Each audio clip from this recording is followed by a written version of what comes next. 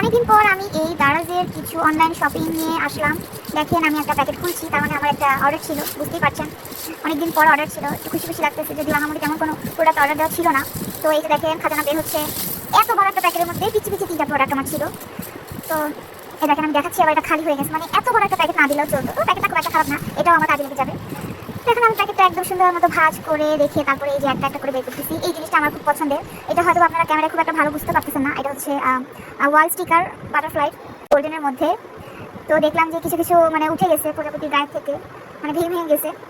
তবে এছাড়া খারাপ ছিল না প্রোডাক্টটা, যদিও আমি এটা এখনো আমার ওয়ালে সেট করি নাই। তো আমি এই যে খুব আস্তে আস্তে একটা একটা করে উঠাচ্ছি। আমি ভেবেছিলাম এটা হয়তো বা অন্যরকম একটু হবে, বাট এটা একদম পুরাই ফ্ল্যাট। তো আমার ধারণা ছিল একটু অন্যরকম একটা কিছু হবে। তো এটার সাথে লাগানোর জন্য কিছু মানে স্টিকারের মতো দিছে ওয়ালের সাথে সেট করার জন্য, আঠালো। তো এটা দিয়ে সেট করলে এটা একদম সেট হয়ে যাবে, যদিও জানি না কতদিন সেটা সেট থাকবে। আমার সেকেন্ড যে প্রোডাক্টটা আনা হয়েছে সেটা হচ্ছে একটা স্টোরেজ বক্সের মতো, মানে এটা বক্স বলা চলে না ব্যাগ বলা চলে, আমি আসলে বলতে পারছি না।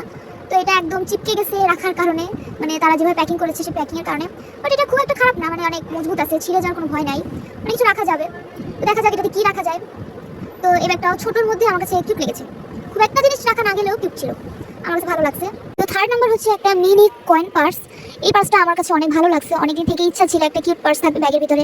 মানে এটা কয়েন রাখার জন্য বা অল্প স্বল্প টাকা রাখার ক্ষেত্রে কিন্তু খুবই ভালো, খুব ইউজফুল, দেখতেও কিউট ছিল। ব্ল্যাকের মধ্যে দিয়েছে, আমার কাছে অনেক ভালো লাগছে, ব্ল্যাক কালার আমার এমনি ফেভারিট। তো এই ছিল আজকের মতো আমার অনলাইন শপিং।